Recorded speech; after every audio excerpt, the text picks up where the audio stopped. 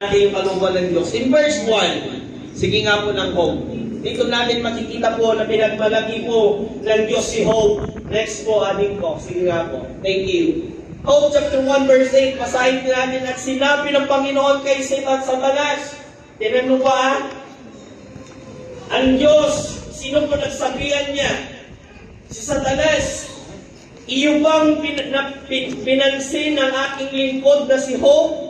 Sapagkat wala siyang gaya sa lupa, sakdal at matuwid na lalaki na natatakot sa Diyos at humihiwalay sa kasamahan. Hallelujah. Try mo yung ang ating Diyos ay sinabihan si Satan na nakita mo bang aking anak? Can you imagine that na every moment pala ng ating buhay ay tinitignan ka ng Diyos? Amen. Hindi ka nakikita ng pastor kapag wala na siya dito sa simbahan, pero may isang Diyos na nakikita sa iyo.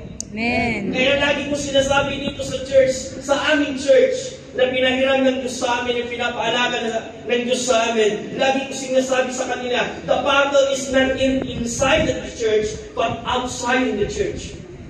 Yes. Pag hindi na kayo nakikita-kita lang yung mga members, hindi na kayo nakikita ng pastor, tandaan nyo, may isang Diyos na nakakikita sa atin. Amen. Na tuwing gumagawa ka ng ikakabuti ng church, ikakabuti, ikinakarangal ng ating Diyos, nalulugod ang Diyos. Amen. Ang sinasabi niya, Satan, nakita mo ba yung anak kong si Kenneth?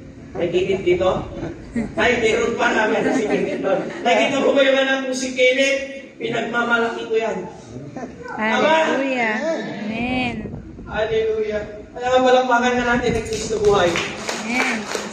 Hindi lang verse 1 niya pinagmalaki. Basahin natin yung verse 2. Kung galing niya pinagmalaki na naman. Muling humarap kay Yahweh ang anak ng Diyos at narunding si Satanas. Nandun na naman siya. Tinanong ni Yahweh, Satanas, ang tagapagparatang saan? Tagapagparatang, tingnan nyo ang tagapagparatang. Kaya every moment, pinaparatanan tayo ng Diyos, ng Satanas. Sabi niya, saan ka nang galing? Sumagot si Satanas, nagpapabalik-balik ako, nililipot ko ang buong daigdig. Ibig sabihin po kapatid, pag wala ka na dito sa church, kahit saan ka mapumunta, tandaan mo, maraming temptation, maraming trials, maraming mga pagsubok na mawarating sa atin. But in verse 3, kung tinan yung verse 3, napansin mo ba ang lingkod kong si Hope? Tanong ni Yahweh, wala siyang katulad sa daigdig, mabuti siyang tao, sumasamba sa akin, at umiiwas sa masamang gawain. Amen. Inumok mo ako at pinsalain siya, kahit walang sapat na dahilan, subalit nananatili siya, nananatili pa rin siyang tapat sa aking, sabi pa ni Yahweh. Kaya kapatid, no? Every trials na pinagdaraanan natin, and every temptation, lahat ng mga pagsubok na darating nawa, no? Huwag kang bumigay. Amen. Huwag kang tumakbo. Huwag kang umalis. So sometimes, pag-alis daw ang solusyon para masolusyonan yung problema nila. Hindi na ako magsisimba dahil mula nung nagsimba ako, dami ko naman ng problema. Tandaan mo, kapag may problema, pinagmamalaki kasi ka ng Diyos. Hallelujah. Pero Amen. lagi mo sabihin na kapag mayroong problemang parating, napakabigat, alos din mo na kayang buhatin, pinagmamalaki na talaga ako ng Diyos. Hallelujah. Dapat yung isipin ko pinagmamalaki. Why? Dahil wala pong problema na hindi kayang sagupain kapag sinasama mo ang Diyos. Amen. Wala pang natalo na Kristiyano sa lahat ng problema. Maliban kung diyan ka na Lord, di kita kailangan. Pag iniwan mo ang Diyos sa mga trials, sa mga pangarap mo, sa mga problema, sa mga pinagdaraanan mo, matatalo ka. Pero kung sinasabi, Lord, tara, sagupain to, sagupain natin to, hindi ka matatalo. Amen. Amen! Alam pa nga natin ang Diyos sa buhay. Hallelujah. Eh kapatid, kapag meron ka mga pinagdaraanan, sabihin mo na lang, pinagmamalaki na ako ng Diyos. Kayang-kaya namin to. Hallelujah. Hindi ko, kaya mo, walang ganun na word. kayang-kaya namin to. Why? Dalawa kayo. Thank you, Kung God. kaya ko, ibig sabihin, so, your strength lang. Wala tayong kaya. Dahil mula po na humawak kami ng church sa pastora, nag-full time kami birang mag-asawa at mga kapatid. Lagi namin sinasabi, hindi namin kaya, Lord, pero kaya pa. Amen. Kaya po yung anniversary namin, we praise God. Ang laki pala ng magastos. Kaya ang pinans lang po namin, umabot lang ata ng 25, pero nagastos more than 40. Saan kami kumuha? No? Sabi ko kay Pastora, mayaman si Lord. Mayaman si Lord, hindi siya nagbabago. Meron akong ituturong 5 para mas lalong ipagmalaki ka ng Diyos. Pag ginawa natin yung 5 na ito, mga kapatid, asahan mong ipagmamalaki ka ng Diyos. Amen. Number 1, para hindi po tayo magtagal, sabi niya, pinagmamalaki ka ng Diyos kapag ginagawin mo ito. Number 1, sige next. Sige next. Umiwas ka sa mga maling gawain. Amen. Tuwing iniiwasan mo yung maling gawain, kaya sinabi, anak ko yan, proud na for siya yan. No. Pero kung hindi mo iniiwasan yung mga mali at alam mong mali na yun, yun ang nakakatakot. Kapatid, mas gusto ko pa, yung lagi kong sinasabi sa church, mas gusto ko pa yung hindi alam yung tama na gumagawa ng mali. Dahil kulang pa sila. Kaysa yung nakabukas na yung mga mata, pero gumagawa naman ng mali. Yes. Wala dito yun. Sabi sa katabi, wala dito yun. Hindi ikaw yun. Sabi mo sa katabi, hindi ikaw yung kapatid. Sabihin mo nga, walang pakinggan natin ang Diyos na buhay. Kaya, inuro ni Pastor na bawal magkupit, pero nagkukupit naman ang kabataan. Nakakita ng 50 pesos sa cabinet. Wala si Papa. Nako, walang ganun. Wala dito yun. Wala dito yun. Wala dito yun. Kapatid, kapag alam mo gumagawa ka ng mali, ang proud sa'yo si Satan. Kasi sabi niya, pabalik-balik din siya. Nililipot na dito. Boy, kala ko anak mo yun.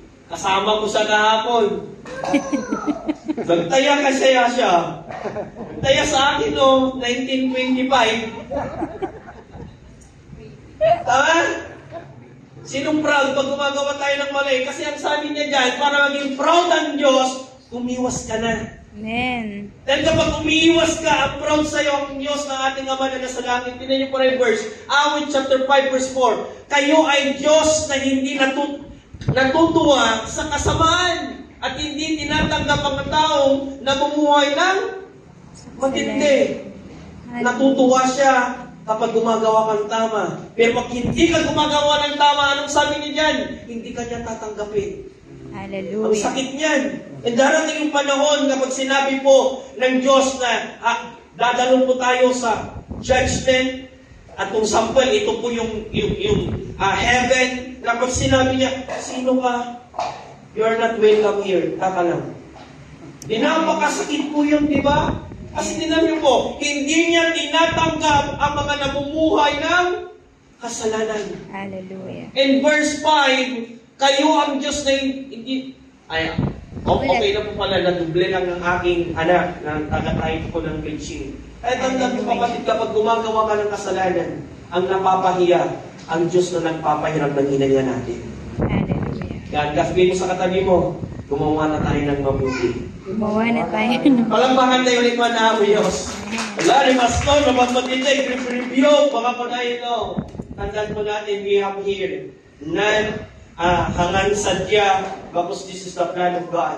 And I do believe, naamuyos, nagsasautat na. Amen. Hanga siya, sa matamaan ka po natin, alam niyo, ito yung lagi kong sinasabi. Kapag natamaan, sabihin natin kay Lord, thank you, Lord. Amen. Thank Dahil you, kung Lord. wala na pong pagtatama, pagpapalo na po ang susunod. Yes. Kaya kapag tinatama, itama mo na. Dahil kung ayaw mo magpatama, wala ka palo, suguron, di sumarnon. No, mahirap po palo. Dalawang klase lang po yung palo. Yung palo ay kaya mo pang maglakad, or yung palo na nakaunlad ka. Dahil nakaunlad na, yun ang pinakamasakit. Nawa po mga kapatid, hindi natin alam yung buhay natin. Hindi yung lagi kong sinasabi. Kahit nga sabi ko sa church, alam yun sa church, kaya marami kami. Kaya lagi kong sinasabi sa kanila, ayaw ko yung marami. Ang gusto ko, nakikita kayo na lumalago kayo. Yes. Yun ang gusto namin. Why? Kahit napakadaming kung hindi lumalago, natatakot din kami mga pastor. Ang gusto namin, sama-sama tayo makapunta sa langit. Yes. No, yun yung goal ng pastor. Yung dumadami na lumalago, na nakikita, no? Yung pagpapago sa kanila. Amen. Kaya nga mga Jacob JN sobrang straight ko daw. Pero sabi ko, naging straight ko. Why? We want you in me ay makaranas ko yung tinatawag na hangamatayan. Amen. That word na pala nila, eternal life. Ay umiwas tayo sa maling gawain. Alam na natin po yan. No, baka mayroon pang nagtataya po ng 6 digit yan. Magtatays naman ako. Malalaki yung pusti ng church. Pag nanalo ko, pastor, ipipa-fifth floor ko yun. No, fifth floor ko. Nandun ka pa lang kila, matatanong nyo yung church nila, Pastor Gab, fifth floor na eh. No, pero tandaan mo kapatid, ang masama ay masama. Amen. Ang mali ay mali. Maliit na kasalanan at malaking kasalanan, still kasalanan. Yes. Kahit 5 yan na kinuha mo sa wallet ng mama mo, na hindi mo pinaalam, nakaw pa rin yan.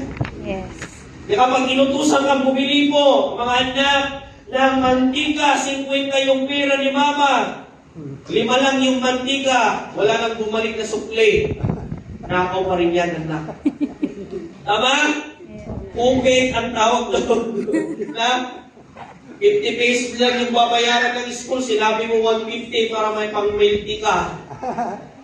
As lalo na kasalanan yun.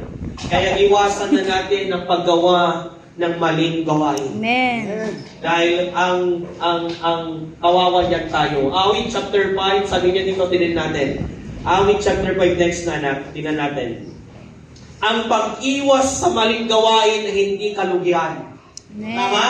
Yes. Ang pag-iwas sa maling gawain hindi kalugi. Bagkus panalo ka. Yes. Malay mo, gumawa ka ngayon ng kasalanan, mamaya kinuha yung buhay mo ni Lord. Sinong lugi? 10 years ka nagsilbi. 20 years ka nagsilbi. No? Laging 20 years ka na, laging pupunta sa church, tapos isang araw lang, nagkamali ka. No? Hindi ko sinasabi po we are perfect.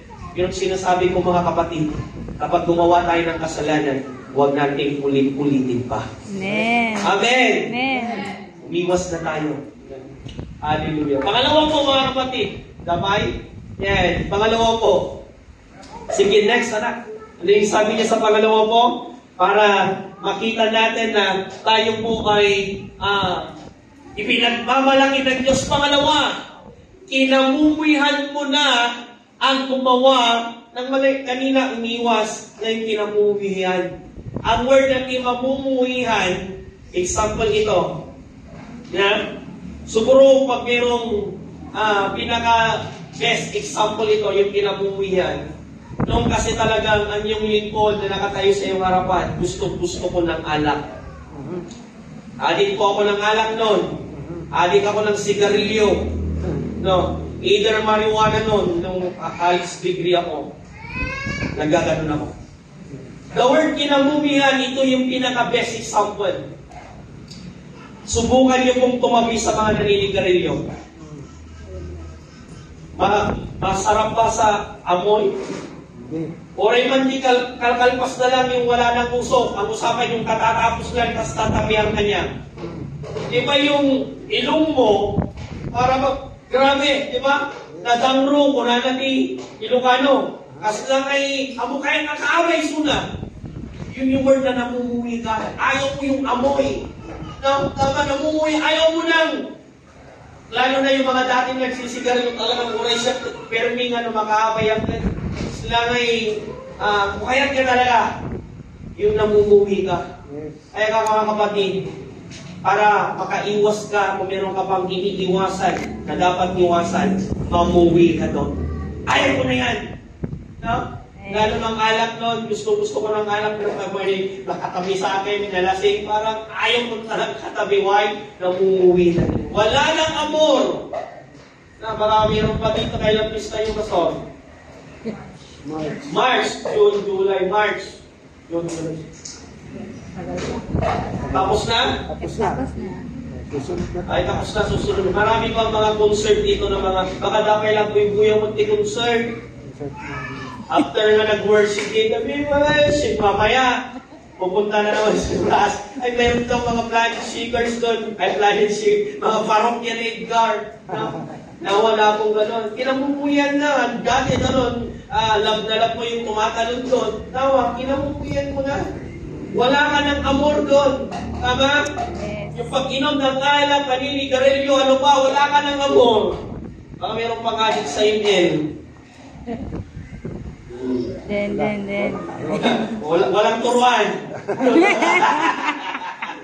Kapatid, ang email ko ay gawain po ni Satan yan.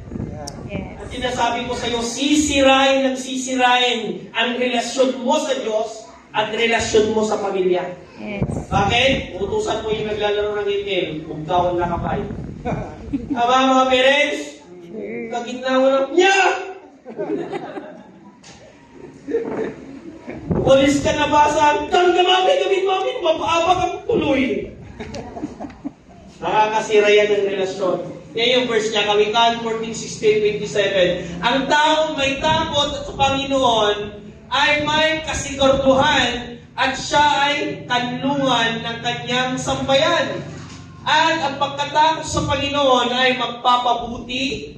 Tignan nyo, number 1, magpapabuti at magpapahaba ng iyong buhay at maglalayo sa iyo sa pitag ng kamatayan. O, tingnan nyo kung namumuwi ka dyan.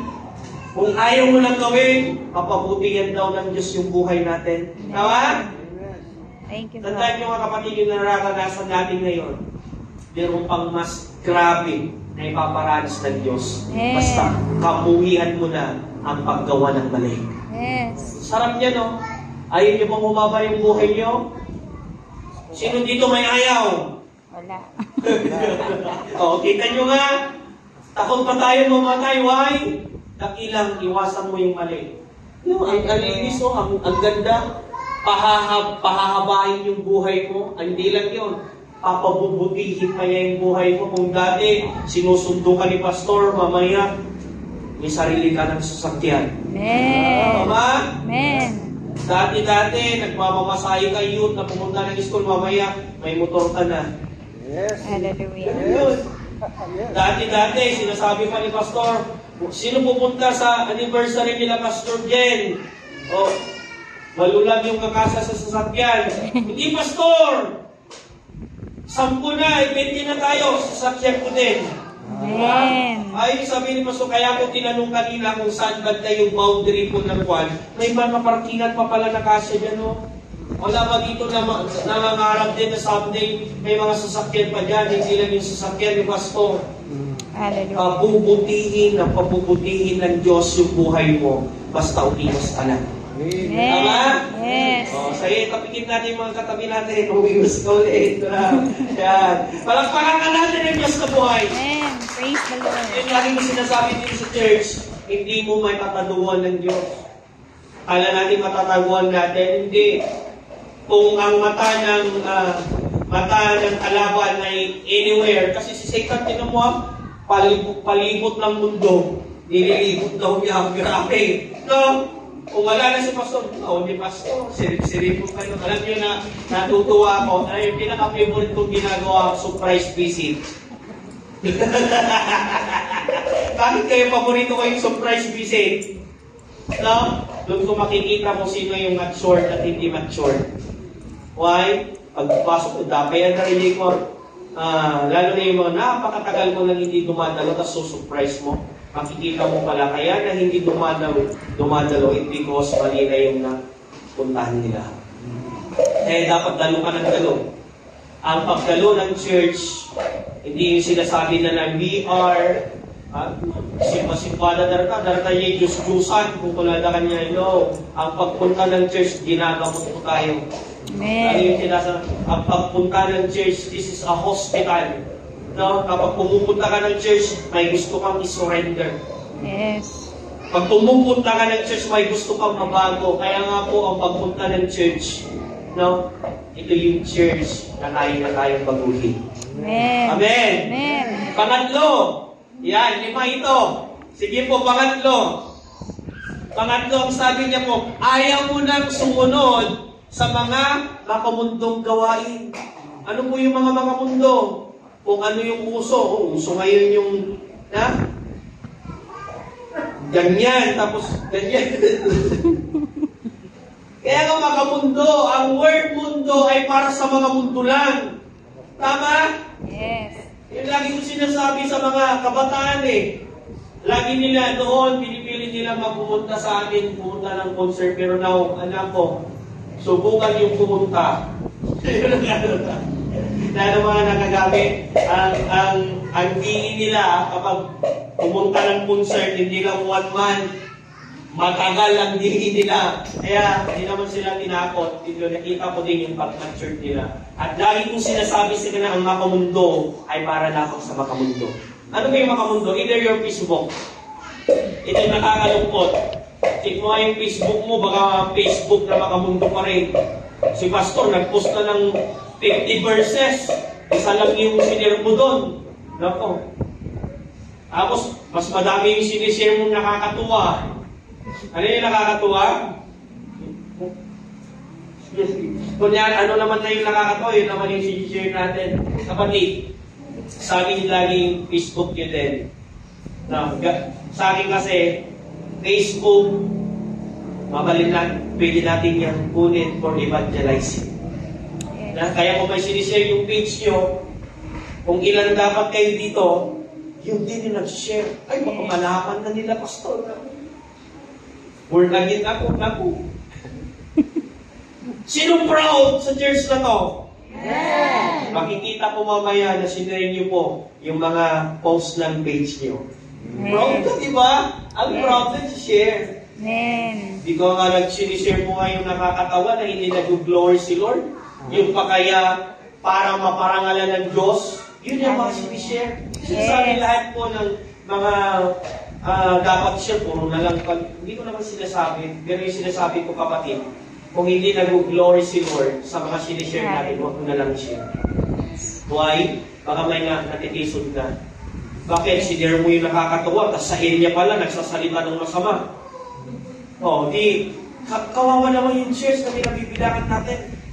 Kasi ang alam nila, nakikiayon ka sa mga ganun. Kaya beware and use our mind. Na, Lord, tama ba to? Lord, okay ba to? Lord, tama ba ang gagawin ko na ito? Laging ganun. Dahil ang pag-iwas sa mundo, Santiago 4 verse 4, mga taksil. Naku, bigat nito, no? Mga taksil.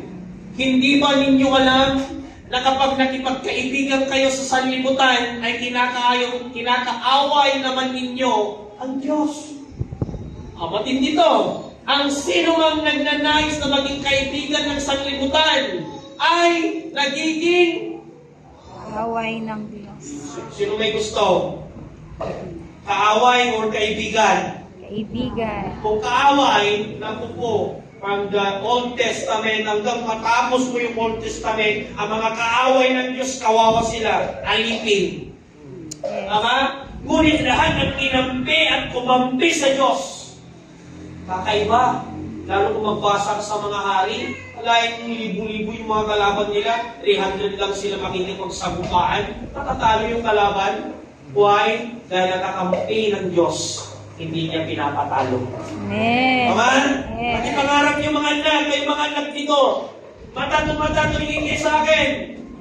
Pag kaibigan mo ang Diyos, lahat ng pangarap mo ibibigay niya. Amen. Kaibigan mo, may kaibigan pang pinapahiya ka niya. Kaya nga si Pini, nung sabi niya, Holy Spirit, you be my best friend. Hallelujah. Kung best friend mo yung Holy Spirit, inalalayo kung ginagayin ka lagi. Kaya gawin mo best friend, kaibiganin mo. Kasi Yes. sabi ni Benny Hinn, nagkamali din si Benny Hinn. At hindi yan, lahat ng mga pastor nalaman niya, nagkamali din si Benny Hinn. Why? Because the Holy Spirit nawala sa kanya. No? Pero alam mo, yung book niya, ginawa yung book yung book niya na Good Morning Holy Spirit. Hallelujah. Na hindi na daw siya babangon without talking to our God. Hallelujah. Hindi siya lalabas sa bahay niya without talking God. At lagi na sinasabi, Holy Spirit, samahan mo ako. Hallelujah. Kaya kayong mga kabataan din, sabihin nyo din kay Lord, Holy Spirit, samahan mo ko sa exam. Hindi, mata, samahan mo ko sa exam. Nagpupukya ka na lang. Tama? Alam niyo po, lagi sinasabi ng aking mahal na asawa, na kapag nagbabasa ka ng Bible, tumatalino ka. Na kapag nagbabasa, nagdididid ka, nagdidibuson ka, hindi ka pahuhuli ni Lord, hinahanap ka niya. No? Kaya kapatid, huwag mong kaawayin ng Diyos. Huwag mong labanan. Dahil wala kang laban sa Kanya. Yes. Kumano ka tayo, saglit lang. Ganun, sige. 1, 2, 3, o ganun. O, makakahingi ka ba ng sorry doon? O, ganun. Wala kang mabanggit pa nga. Wala pa nga, Islam pa lang eh. Hindi niya kunin yung buhay mo sa sityo, Islam pa lang. Mukhang makahingi ka ba ng tawad? Hindi. Kaya kaibaganin mo ang Diyos na nagpapahiram ng hininga natin. Yes. Amen. Amen. Huwag mong kawayan. Diyan ka lang, hindi pa kailangan. Huwag ganun. Bago ka lumabas sa bahay mo, Lord, samahan mo ako. Gabayan mo ako. Amen. Yakapin mo ko, Lord. Ganun lagi. Na-bless ako yung preacher namin kahapon and na-encourage ako. Kasi nag-pray ako ng umaga na sa 20 minutes lang ako ganun. Na-encourage ako sa 2 hours. Na-encourage ako. Kasi we want more souls.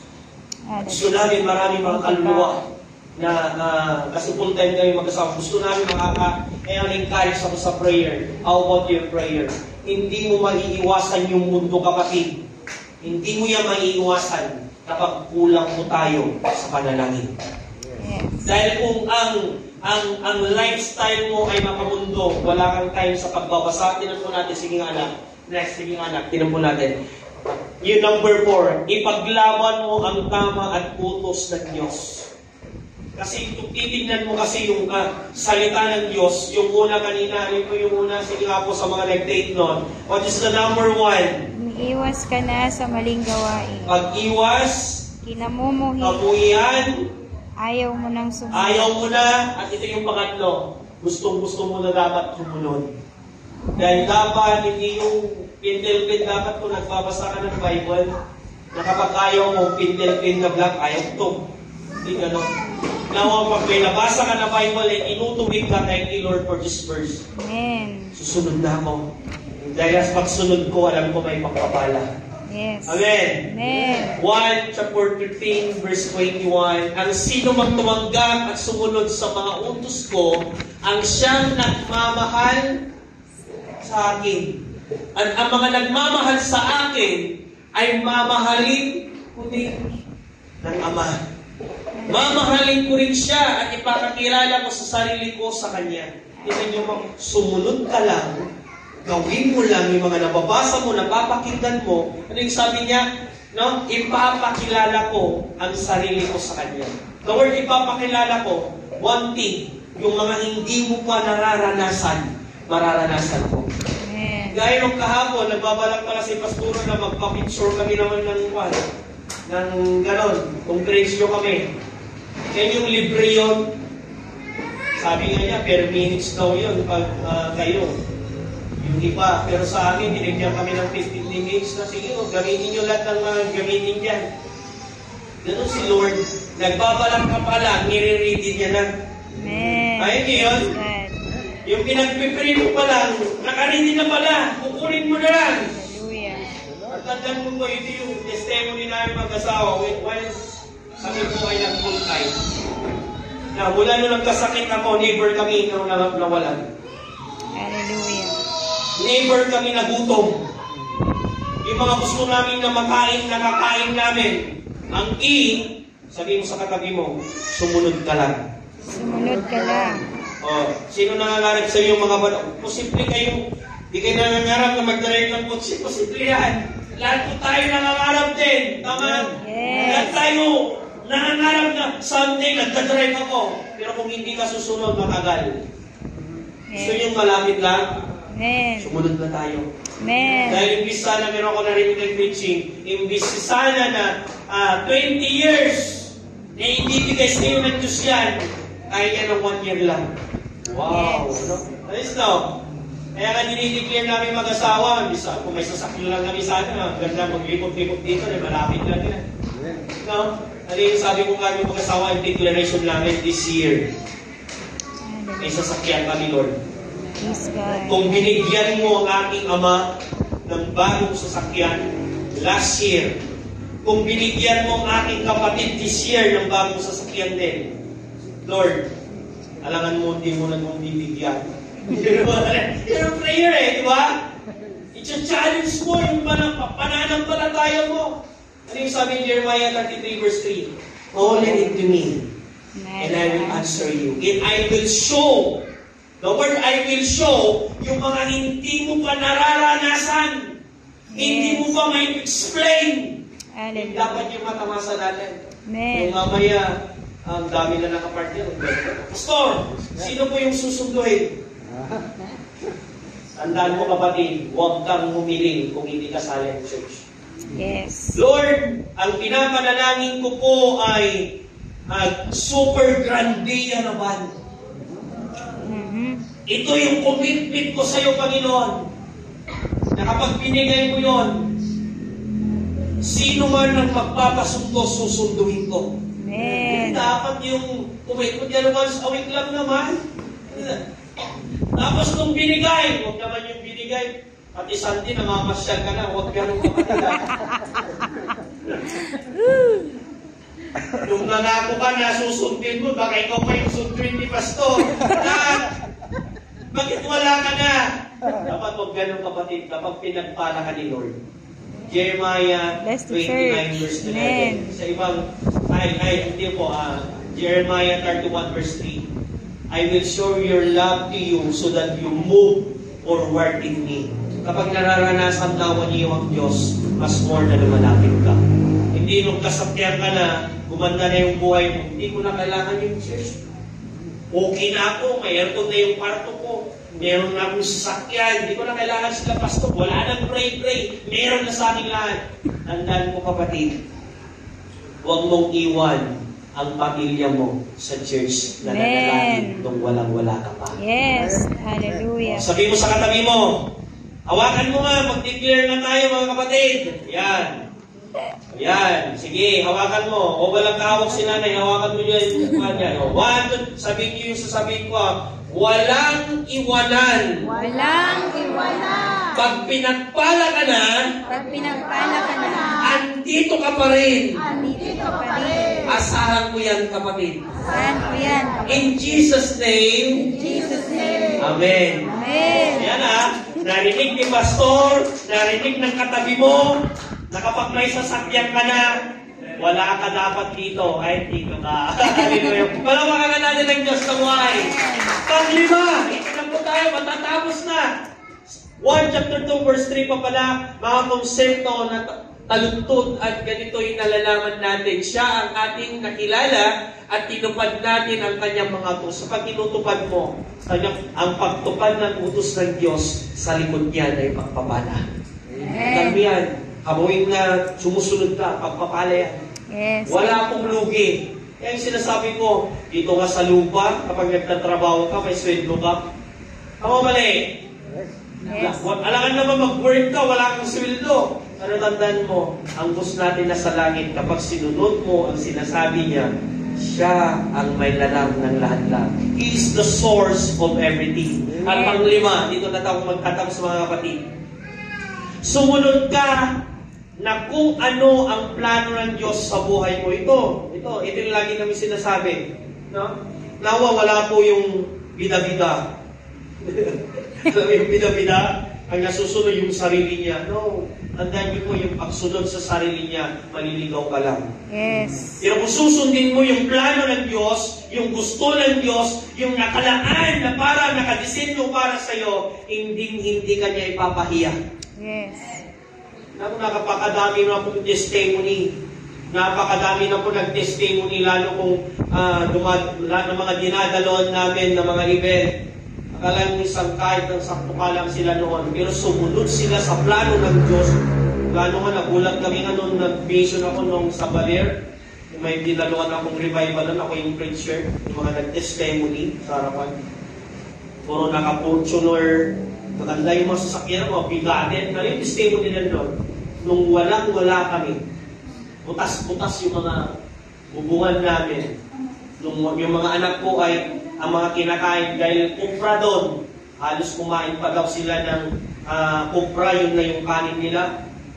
Dahil mo yun yung testimony nila. Ba't hindi kami humuwalay sa presensya ng Diyos? Nagpatuloy kami kahit hirap ang buhay namin. Pero ngayon, tinan mo, mayroon pang anak ng Vice Mayor. Anak niya, Vice Mayor. Mga anak niya, may rangko sa mga military. Kailangan mo yun, tandaan nyo kapatid, kapag sinunod mo yung plano ng Diyos, grabe, hindi mo lang ma-expect, hindi mo may paliwanag. Kaya nagulat ako nung parating sila, grabe, yung mga sasakyan nila, why? Sumunod ka sa plano ng Diyos. Amen. Someday, may realize na lang natin na mga humiwalay sa presensya ng Diyos, lugi mo sila. Yes. At yun ang lagi mo ding sinasabi sa church. Yun ang Jeremiah 29:11, mas alam niya po yung plano niya ay maganda.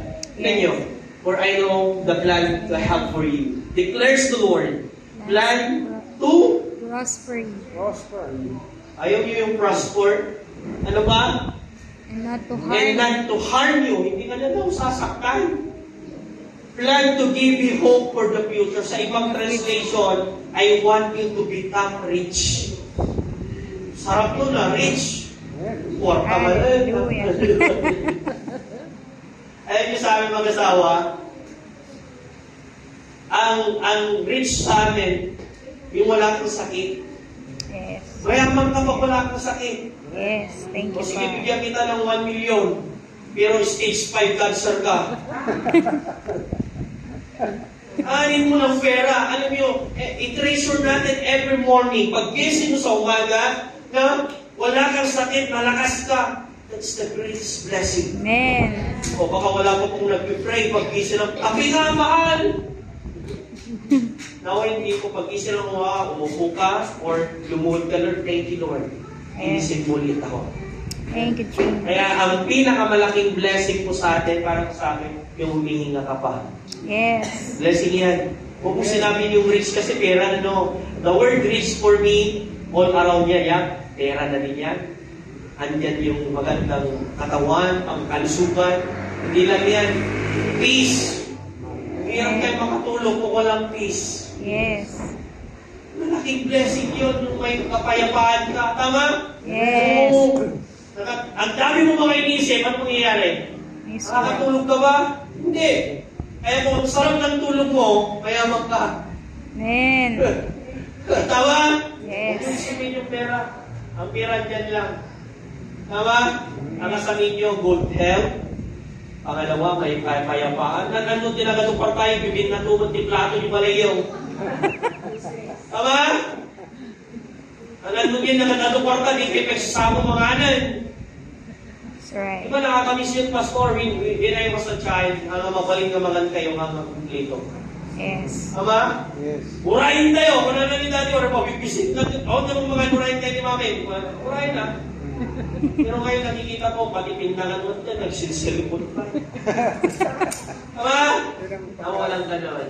And nawa mo sa ating lahat yung 5 na yan na pinag-aralan natin para ipagmalaki ka ng Diyos, gawin po natin po. Amen. Kaya, kapag ginagawa natin mo, lagi mong tatandaan, wala man si Pastor, ito kasi, pag mayroon si Pastor, bait-bait ng mga members, nag-bless, humahag, sumusunod.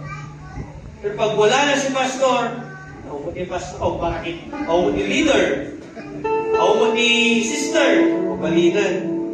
The greatest battle, iniiwan mo sa inyo. The greatest battle, ito yung greatest battle kapag wala ka na sa church. Yes. Yung individual na, doon yung tunay na labanan. Yes. Kung pinapanalo mo pa rin ang Diyos pag wala ka na dito, doon ka ipinagmamalaki ng Diyos. Kapag wala na nakakakita, yun yung greatest battle. Kaya yung Yes. sinasabi namin sa church, ira na yung buwalis, nawang kami. Ang anagdakay sa kami lang ang buwalis. Ira na yung magpunas ni kumain ni taw-tawa, nawan di makakita, why?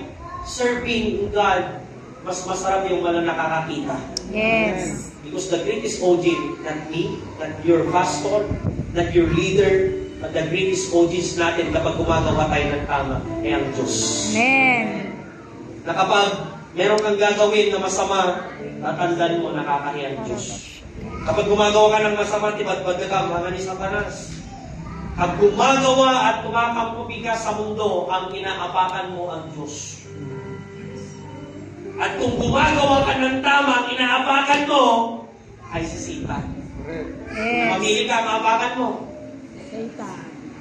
Karuan ka kabay mo, anong aapakan mo ngayon? Satan. Apakan mo ang Diyos. Hallelujah. Ako, hindi ganun. Walang makakatago. Tandaan mo ito, mga kapatid, wala kami tatago sa harapan ng Diyos. Yes. And we ask to the Lord na may natutunan tayo. Amen. Sino may sakit? Ulit-ulit na